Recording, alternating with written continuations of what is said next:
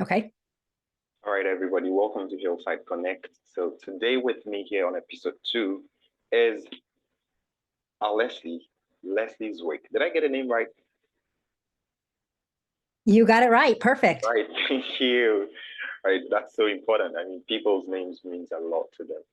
So I wanted to make sure that I got everything on point, right? So I was doing a quick research on you. I was checking out your websites and all that, and so you're a certified habit coach, and I was actually thinking through, right, and all the things you do.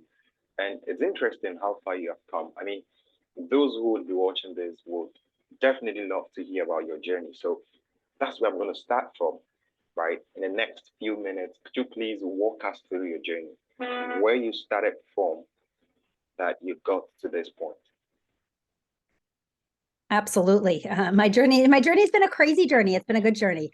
So I would love to share it with you because I think a lot of people can relate. So I actually started my coaching journey 7.5 years ago. And if you had told me now that I would be doing what I'm doing now, I would have told you were crazy. It was not where I thought my life was going to Right. be. At the time, I was a stay-at-home mom. I have 3 kids. At the time, they were young. Now they're teens, so they're not quite young, but and I was in a place that I was not in a good place personally. I was really struggling. I was that mom that, wanted to do everything for my kids, but didn't have the energy to do it, didn't have the self-confidence to do it. And I was and financially we were in a really, really, really tough place. So everything felt like I had a lot. I was carrying the world on my shoulders, as many moms do. And so emotionally I was in a really bad place, but physically I was also in a bad place. Physically I was I was 75 pounds overweight. I was struggling with my weight. It's something that I had always struggled with. And I decided that was my first step. I knew I had to make a change. I knew I had to do something in my life. And I decided I needed to start with me, because if I didn't take care of me, I was not going to be able to take care of anybody else. Right. And so I started by getting healthy physically. And I lost 75 pounds over the course of 7 months. And in the process of doing that, I became a weight loss and wellness coach, and I wanted to help pay it forward, wanted to help other people do the same thing. And I started coaching weight loss and wellness, and loved it. And I still love it. I still do that as a piece of my business. And for the last 7.5 years, I've helped a whole lot of people lose a whole lot of weight. And over the past 7.5 years, though, my story has evolved. My parenting has evolved. My whole life has changed. We live the life we were living then. We've done a complete 180. And it's been amazing. And jumping in, really building the mindset piece. The mindset is the number one thing out of everything. Everything is mindset. If somebody comes to me and says, I want to get healthy, that's a number on the scale, right? The weight loss is a number on the scale. If we're not correcting what's up in here, that's going to be a big thing. But the biggest piece, it's not only correcting what's up here, it's reconnecting to who our true selves are in here and getting to know who our true selves are. And that became a big piece of my journey. And that became a big piece of what I wanted to take other people down that road, to help them truly reconnect with what's inside of here, who their true self is. Because without that, they'd get to their weight loss goal. 85% of the people lose their weight and put it back on within 2 years, because it's just a number, right? It's not, they haven't really reconnected with themselves. So over the last 2.5 years, my mission has changed. That yes, I'm going to help people lose weight if they want to lose weight, but all of my coaching has really shifted to the mindset work. And I do both mindset and I do energy coaching. So I'm certified as a mindset coach, and I'm also certified in emotion code and body code, and as an elite performance coach, which is another type of energy type of coaching, really to shift it. Right. So it's not just about weight loss, whether somebody wants to improve their life business or in relationships or in anything that they're doing, it starts with reconnecting in here to themselves. And so that's been a huge piece to my journey, of helping people do that, helping myself do that first, and then stepping into taking it and paying it forward, and working with my clients to do that as well. You have a beautiful story here, right? So I'm listening to you right now, and I'm thinking, you said about 7 years ago. So my thought now is that defining moment for you, right? when you felt like something has got to be changed, right? That defining moment. How did you come to that realization, right? Because there's somebody who is obviously going through what you went through, right? Or a similar thing. And they have not come to that consciousness, right? To know that, no, I need to come to this place. Like something has got to change about how my life is running. So how did you, was there something that triggered it? I hope you get what I mean. I know exactly what I mean. So little things triggered it over time. So like I said, the first start for me was the physical health. That was the first trigger. Was I looked at my 3 kids and I said, I want to be here for them. I was tired of the fact that I was having other people take care of my kids. I was a stay-at-home mom, but I had a babysitter because I didn't have the confidence to take care of my own kids, and I didn't have the energy to chase them around. I sat on the sidelines and watched them, and I looked at it and said, this isn't what I want to do. This isn't the mom that I want to be. I didn't bring 3 children into this world to let somebody else raise them, right? And so by age 12, we've spent 75% of the time that we're going to spend with our kids. And I was looking at my oldest, who at the time was 9, and I'm like, a big chunk of that time's gone, right? That wasn't what I wanted. So and I knew for me that the first step was the physical health. And so that we take these things in baby steps, and that's where we have to, that's what we have to move through. All the things, the other changes that have happened over the years have been baby steps. So one of the things that I teach people a lot is that we see ourselves right here, where we are right here, and picture the Grand Canyon, right? So, we're standing here and we see our future version of ourselves on the other side of that Grand Canyon. And how do we get across there? So many of us want to get across there, but we're stuck in this spot here, just sort of spinning and spinning and spinning and spinning, because we don't know how to build that bridge across. If we hop in a helicopter and go across, nothing's changed. We just have to take our current version of ourselves to the other side. We have to build that bridge across. And the truth is, what's on that Grand Canyon, when I was 75 pounds overweight, all I saw on the other side of that Grand Canyon was physically a healthier me. I couldn't picture anything else, because that had to be the first step in my journey. So, and that's okay. Sometimes people are like, oh my gosh, I don't have this big vision of where I want to be in 5 years. I don't care where you want to be in 5 years. Where do you want to be in 3 weeks? Right? Let's start with that vision. And as you start to build that bridge across and go across, as I started to build the bridge across to the other side of that Grand Canyon, the first step was that physical. All I saw over there was being healthy physically. And as I started to make my way across there, that vision of me changed, but I was just a little ways away across, right? So now, 7.5 years later, I'm still building my bridge across, but my vision of what's going to be on that other side is now completely different also. And it's going to continue to change as I keep moving across. And it should change. That's how we grow in life, right? We don't have to know where our final end point. We just have to know where we want to go right now and start taking those action steps. Beautiful, beautiful. So you talk about, seeing yourself on the other end of this Great Canyon, right? And you mentioned earlier about reconnecting to your true self, right? I want you to deconstruct that for us. What exactly do you mean by reconnecting yourself to your true self, right? Right. That is a fantastic question. So many of us, we live in the world of what others think of us, right? We live in the world of who, what does this person think? What is their impression? All of that. But that builds this shell outside of who we are, right? Starting to reconnect to our true self is starting to grow that vision of what is it going to look like on the other side of that canyon. So as we start to take those steps across, we find, what do I really want? So when I was starting my journey with getting healthy, physically healthy, I had to redefine the word, what does healthy mean? Right? When I first started out, healthy meant a number on the scale. That's an okay place to start. But as I started to deconstruct that and take that back and say, well, what does healthy really mean? What does that look like when the scale is at a certain number? And what can I build that in my life before the scale gets to that number, right? So healthy in my life meant I was able to play with my kids. I was able to have the energy to do all the things that they wanted to do. I was able to, think clearly, the brain fog was gone, all of those things. That's where it started, right? It was a very surface level starting. So when I started to redefine, well, that's what healthy looks like to me, I could start having that piece. Okay, and then as I got closer to that, okay, well, now what does healthy mean to me? Because do I feel totally healthy? No, I don't. So now what does it mean? Right. And so as we start to dig deeper as to what do those words mean and continue to redefine them, we then build that. So you can do that with success.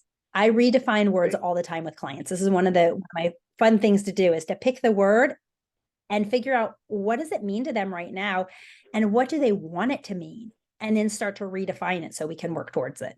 Awesome. So it's more of, redefining the things for yourself, right? Rather than sticking to how other people define it. And exactly. Let's talk about this. You are a certified habit coach, right? And you talk about having that vision and trying to build up to that level that you are envisioning. So I suppose, right, that the building blocks, right, that lead you into attaining that level, that picture, that mental image you have, is going to come from your habit, right? Because you mentioned, absolutely, you mentioned you don't care about who the person wants to become 7 years from now. You are looking at 3 weeks from now, right? So take us through the concept of habits. What exactly are they? How are they formed? How transformative can they be? right. So habits are everything. Our habits are what create who we're going to be. So we're going to take it back a little bit. First is to mindset, right? So the concept of mindset, we talk about mindset a lot, but mindset is what your mind is set on. So we can change that, right? If your mind is set, what you're doing is what your mind is set on currently. So we can shift that, right? So where I start with a client is I have clients take, or prospective clients, people who are interested in diving in, is taking what's called a habit finder assessment. So what this does is this measures the person's habits of thinking, right? Because just like any other habit, just like my habit of drinking water, is a habit, right? Or eating healthy food is a habit, or taking a walk is a habit, those kinds of things. But how we think is also habitual. So I start with my clients. That's striking. Yes, because the way our mind works is a habit. When something happens, how we respond is a habit. It's a habit of thinking. So I go through with my clients, what are their habits of thinking? Which ones are serving them really well? Which ones are doing good things for them, and which ones are holding them back from their goals? And we take a good hard deep dive into this, and then we say, okay, here are the ones that are really serving you. How can we use them more? So one of the ones that comes up a lot for people is where they live in this fantasy land. They're really good. They're very vivid visualizers. They can picture everything, especially working with entrepreneurs. They can picture it all. They can play it all out, right? But they go into this world of fantasy, and then the habit comes in that they feel really overwhelmed. And then the habit comes in that they start to procrastinate, right? So if we start by taking this and starting to tweak these habits of thinking, all of those things can start to balance out, and they can move forward and get unstuck. Right. So they all tie in together. So starting to recognize that the number one thing with changing a habit is recognizing that it's a habit. Because oftentimes when we have a habit, we don't even realize that we're doing it. It's natural. It's part of who we are, right? That's when something becomes a real habit, is when you just keep doing it. So especially when it comes to habits of thinking, we don't even recognize them. So that first process of taking this habit finder assessment and going ding, ding, ding, ding, ding, oh my gosh, I do think that way. I do start to do that, and it's not serving me. Or here's one of my natural strengths in my habits of thinking. How can I use it more, right? How can I play into it? I'm really naturally good at this. How can I do more of it and build it into a stronger habit? So those are things that I start to work with clients is how do we want to do it? Habits take time to build. They are creating a neural pathway in our brain. So it takes repetition. It takes focus. It takes concentration. It takes making mistakes when you're doing it, and then learning from those mistakes and saying, oh, that didn't work so well, and doing it and trying again, and that whole process. I want us to do something very quick, right? You're talking about habits, and I love the fact that you're talking about the creation of neural pathways and all that. Now, I want us to delve a bit deeper into this because I think that is an interesting subject, right? I have listened to Dr. Joe Dispenza talk about these things, Robbins and all that, right? Now, I want us to Yep. let's delve deeper into this. What exactly are neural pathways? What have they got to do with our lives? The kind of experiences we have, the kind of decisions we make, the habits we form. How significant are these neural pathways? They're everything, right? We are energy. Our bodies are energy. Our bodies are 99.999% energy. Everything in this world is energy. Okay. And so energy, when it becomes matter, just means that the energy is slowed down enough to be matter. If we speed that energy up, we just become, energy that you can't see and touch. So those neural pathways in our brain, that's what it is. It's firing. And it creates, every time we do something, our brain says, "Ooh, that worked. Ooh, we got a benefit from that." And if we got a benefit from it, it's going to want to do it again. The more we gain a benefit, even if it doesn't feel like a benefit, even something negative, your brain somehow got some sort of benefit out of it. Maybe that benefit was a smile from someone, even if it was something negative, and your brain says, "Ooh, I got a good response from that. I like that. I'm going to do it again. It worked." Right. So let's take it to the concept of emotional eating. This is a huge one for people, right? You're stressed out, you're tired, you come home and you have some cookies, right? You have a chocolate chip cookie and your brain goes, "That gave me pleasure. Ding, ding, ding, ding, ding. That gave me pleasure." So then the next time, and it starts that neural pathway. So then the next time you feel stressed out, your brain automatically goes back to, "Well, last time that cookie felt really good, so I'm going to have a cookie again." And it ding, ding, ding, ding, ding. I got some pleasure out of it. That pleasure was because it tasted good and you got the sugar high. It really wasn't relieving the stress, but your brain doesn't know the difference. So again, it then makes another notch and makes that a little bit more powerful. And every time you do that, this is where we're creating habit loops. Every time you do that, your body says, "This worked." So it's going to be something that we're going to then go back to. A habit, really, one of my favorite ways to explain a habit is a relic of a past goal. So a habit is something that was created to help us get to a past goal. Now, some of our habits are still working for us. The fact that when we wake up in the morning and we open our eyes and we put our feet over the side of the bed and climb out of the bed, that's all habit. The majority of the things we do throughout our day is habit. We don't want our brain to stop doing those habits. Those are powerful habits. But the habits that are no longer serving us are the ones that we want to then say, "Okay, this is a relic of a past goal. That is no longer my goal. So I need to start consciously creating a new habit that aligns with my current goals." And so starting to make those shifts, and you can never get rid of those neural pathways that are created. That neural pathway, it's never gone, but we can create new ones. And the more we create those new ones and the more we work on those new ones, the more power they have over the ones that are old. But those old ones will still be there. So you have to be careful. Like that's why, we say old habits die hard, or people struggle. They can be really successful at something for, 3 years. And then all of a sudden they find themselves in their old bad habits again because it's still there, right? That narrow pathway is always, we can create those new ones, and we have to keep working at them and keep building on it. Thank you so much. There's this thing, right? You talked about thinking being a pattern, like thinking being a habit, right? So for somebody who is completely ignorant, right, how does a person, right, begin to recognize? Is there a signs that a person can follow to begin to identify some negative thinking patterns in their own lives? Is there a formula or something? So, yeah. It's not necessarily a formula, but it's really starting to pay attention to the stories that you tell yourself, right? Are these stories true? Are these stories serving my good, right? Because everything is made up. We all have a perspective. You and I can be sitting in the same room and watch the same scene play out, and your brain is going to tell you one series of stories about it, and mine is going to tell me something different based off of my perception. and based off of your perception and based off of past experiences, we can watch the same person do the same thing. And in your head, you're going to create one story. And in my head, I'm going to create a different story.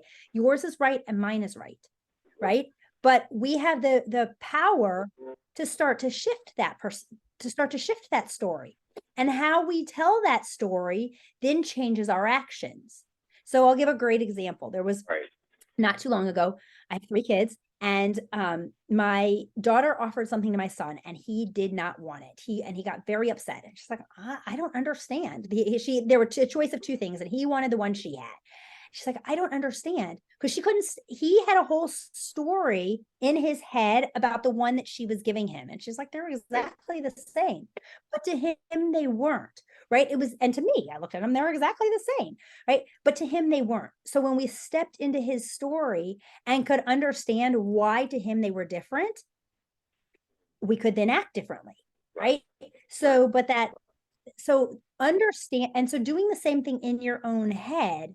Wait, what's the story that I'm telling myself about this situation? And I react this way, right? My daughter reacted by getting angry. That's her pattern, right? But when we could step back and look into his story, oh, the anger didn't solve anything, right? What am I really angry about, right?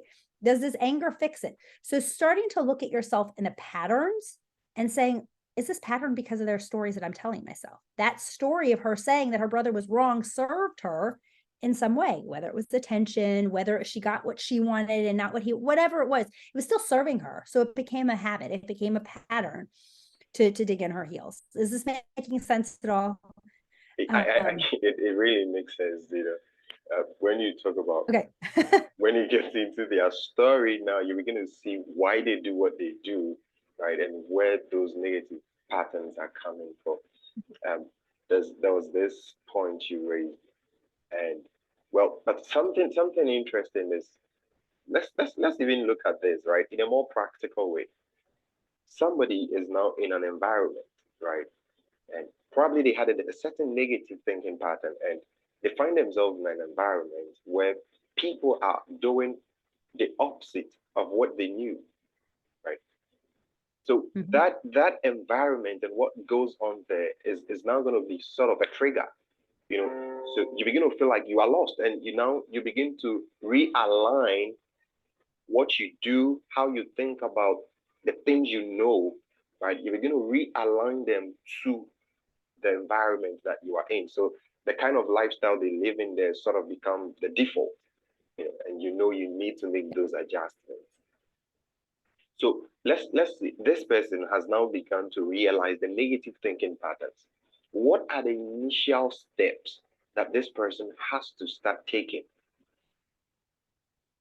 So the first step, if you find that you are a community of people that are not in line with your thinking and the way you want to be, you want to change that. You want to change that environment, right? In some way, shape, or form. Sometimes we can't pick up and move, but whether, the power of social media, whatever, or however it is, finding someone that can align with you to help that piece, right? Because that's super important. We become most like the 5 people we surround ourselves with. So if you surround yourself with a whole bunch of people that don't align to you, either you can step up and try to help them change, but it's probably not going to happen. Or you're going to mix in and you're going to become like them. I had to do that in my life. As I started to grow and change, and I started to look around and say, the people in my life aren't the ones that are supporting it wasn't they weren't supportive of my goals, but it wasn't what I wanted to be. They were, there were people that were gossipy, and there were people that were, got into the negative, and that's not how I live my life. So what did I do? I went and found people to surround myself with that lived more how I wanted to live. Right. And we have to do that. We have to create that community for ourselves. We can't do that alone. One of the biggest things that I think people learned during the pandemic was that being shut off from the world is really detrimental, right? We need other people. When we want to make changes in our lives, we need someone else to help us. So you're asking, like, what can somebody do on their own? The number one thing I would say, find someone to be a mentor for you, find someone who to be a coach for you, find someone to be an accountability partner for you. That was the biggest thing when I first started my weight loss journey, was I had always tried to do it alone on my own before. I never had, and I was like, I can do this, right? But we create whatever we stories we want. underestimate, right? I think we Yep. underestimate the power of mentorship. Mm-hmm. We almost Yeah. think we can figure it out all by ourselves. I mean, I just thought to interject that you can proceed with what you're saying. Yeah. No, that was exactly what I was. Yeah, that was, Okay. we need coaches. We need Right. people to mentor us, to be another voice. I mean, people always ask me as a coach, they say, do you have a coach? I said, of course I have a coach. I currently have 3 different coaches that coach me on different things, because we need that. We can't, I don't care. Even the smartest people all have coaches. You look at professional athletes, even those that are, in the Olympics. I was having this conversation with my son the other day. You have a multi-gold level, gold medal winning athlete, and they have not only, at the Olympics, they have their Olympic coach, but they bring their personal coach. They still need someone to help guide them and to help say, you can do this better, or here's what I see. Or a good coach asks really good questions, doesn't always give the answer, asks really good questions, right? So we need that. We can't do it ourselves, because we're going to create whatever story we want in our heads to align with what we're doing. That's what I call the drunk monkey. So the drunk monkey is that voice in our head that wants to, it has our best interest at heart, but it wants to keep us safe. Our brain's number one job is to keep us safe. So it's going to keep us in patterns, even if we're not getting great results. It's safe. The unknown feels really unsafe and feels scary. So we need to get out of that piece, out of those lies that it's telling us, and step into something else. And we need other people to do that, to help us do that. Awesome. So it's almost like, your brain is not doing, it's not trying to protect you, right? But at the end of the day, it also has your interest at heart. But you also want to push Right. forward, which is something new that you want to try. And the brain is now interpreting that as a threat to your life, right? And Right. you said something about coaches and mentorship, and I just remembered something somebody said, right? He said, there are no shortcuts in life, but there are faster vehicles, right? And I think Exactly. that coaches and mentors are those faster vehicles, right? Because then you don't have to waste years of your life trying to figure out, when just by hanging out with a coach, they can just let you know that this is the way to go, that is the way to go. Our time is almost catching up. I would really want to continue with this conversation if you have other time to spare. I think this is an interesting conversation. I want us to talk about the energy aspect. I want us to talk about more about the mindset thing, the habit thing. So most definitely, I'm going to bring you on this again, right? But I would love to come back again. before we wrap up, I want you to tell us, do you have some coaching programs you run, books or resources out there that people, those who are watching, can get access to? Yes. So I do. I run coaching programs. I do group coaching programs, and I do one-on-one coaching programs.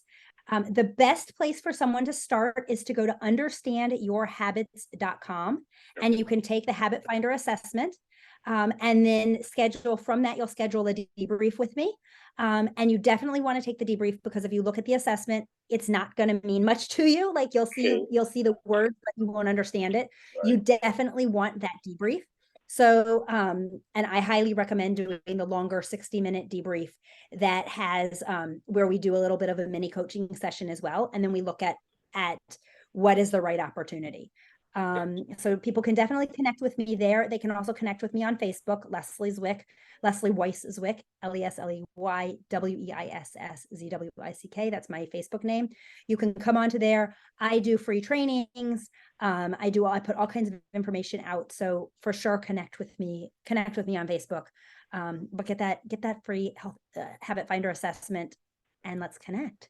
Awesome. Thank you so much, Lesley. Thank you so much. You're welcome. You've given out so much value right now, right?